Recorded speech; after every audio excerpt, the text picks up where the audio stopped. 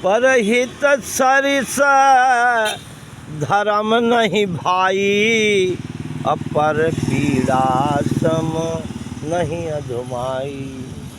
गोस्वामी तुलसीदास जी कहते हैं कि पराओं के हित जो सोचता है, पराओं का हित करता है, उससे बड़ा धर्म कोई नहीं है। तो लेकिन उसने कैसे करना चाहिए? पराओं का हित, परहित परोपकार कैसे करना चाहिए, इसके बारे में ये चौपाई कह रही है गोस्वामी तुलसीदास जी कि जैसे आपके ऊपर पीड़ा पड़ जाए, कोई चीज़ का तकलीफ़ हो, दुख हो, तो उसको आप जल्दी से जल्दी निवारण करना चाहते हैं, अपने साथियों को बोलते हैं, डॉक्टर को बोलते हैं और जल्दी से जल्दी उसका निवारण करना चाहते हैं। इसी प्रकार से पराओं के हित के बारे में भी सोचना चाहिए। दौड़ करके तुलसी परहित दौड़ के तुम करियो जाए, तुम्हारी पीड़ा भगवान हरे, जो परहित होए जाए। भगवान, अगर आप पराओं के हित के बारे में सोचते हैं और दौड़ दौड़ करके कर रहे हैं, तो कहते हैं आपका हित भगवान ही स्वयं सोच रहे हैं। मन में बना लो, ये भाई, इसमें धन की जरूरत नहीं है, मन बना लो कि हमको पराओं का हित करना है। जो 3 प्रकार से सेवा होती है, तन मन धन। आपके पास धन नहीं है, तन से ही दौड़ करके चले जाओ कि महात्मा दुखी है कि कौन दुखी है, दौड़ करके। परहित का जो है ना, दौड़ करके सेवा जो करे, ऐसे जन को भगवान स्वयं कहते हैं मैं प्रणाम करूँ आए, ऐसे जन को मैं स्वयं प्रणाम करूँ आए। अच्छा, एक बात और भी है, अगर देखा जाए तो पहले से ये सब जानते हैं कि सब पराया है, ना कोई किसी का बीवी, ना कोई किसी का बच्चा, ना कोई किसी का लड़का, ना कोई किसी का बंधु, सब पराया माल है। कर्तव्य का निर्वाह करने आए हैं यहाँ जगत में। क्या करने आए हैं? कर्तव्य का निर्वाह करने आए हैं। और सबसे बड़ा कर्तव्य क्या है? सबसे बड़ा कर्तव्य है आत्मसुख। आत्मसुख कहाँ से प्राप्त होगा?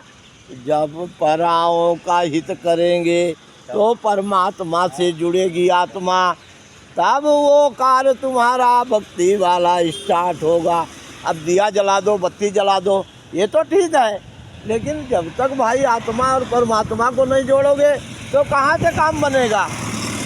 है, देवता का स्वागत करो, मूर्ति स्थापित करो, मंदिर बना लो, लेकिन ये तो क्या है? सनातन की पहचान है।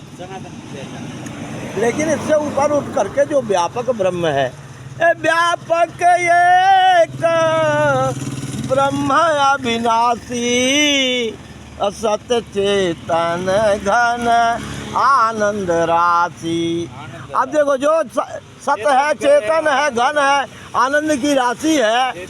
अब गोस्वामी जी कह रहे हैं कि इसको आत्मा से मिला लो।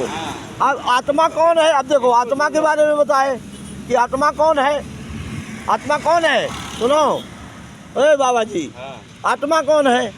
आत्मा है, गोस्वामी जी बता, ईश्वर अंश जीव अविनाशी, अचेतन अमल सहज सुख राशि। कौन है? अखंड मंडलाकारं व्याप्तमेन चराचरम तत्पदम दर्शितमेन तस्मै श्री गुरुवे नमः। जो अखंड है, मंडलाकार है, चराचरों में व्याप्त है, ऐसे तत्व को जानने के लिए तस्मै श्री गुरु के चरण। लेकिन पूर्ण समर्पण हो, त्याग हो गुरु के प्रति। आपको जिससे ज्ञान लेना हो, परमात्मा को जानना हो, तो उसके प्रति पूरा समर्पण होना जरूरी है। मर्यादा कायम करना है। जब तक पूर्ण समर्पण नहीं होगा तब तक मिलेगा नहीं, उससे कुछ नहीं मिलेगा। सब तो पागल वाली स्थिति में हो जाते हैं, अनाप शनाप बोलने लगते हैं ताकि ये हमको सिद्ध ना समझे, तो हमको पगला ही समझे। पैसा मांगने लगते हैं, लाओ भाई रुपया 2 रुपया। हमारे वृंदावन में एक बाबा थे, उनसे लोग बोलते बड़े सिद्ध हैं बाबा, बड़े सिद्ध हैं, तो बाबा रोड में बैठ के भीख मांगने लगते, लाओ भाई दे दो थोड़ा थोड़ा दे दो। और फिर क्या करते कि जब लोग समझ जाते ना, लोग निकल जाते, जो दर्शन करने आते थे जो चले जाते ना, तो जो भिखारी बैठे रहते थे बंगाली, उन्हीं को सब दे करके आश्रम में चले जाते थे। तो इस प्रकार से संत अपने को कभी नहीं जनाते। किसको जनाते हैं? भगवान को जनाते हैं कि सब भगवान को जपो, अपनी सिद्धि खराब मत करो, है, और लोगों को जो है सबका कल्याण करो, सबका कल्याण होए, पर हमारा तपस्या न बिगड़े, इसलिए थोड़ा सा तो नाटक करना ही पड़ता है। जय जय सीताराम, जय जय सीताराम।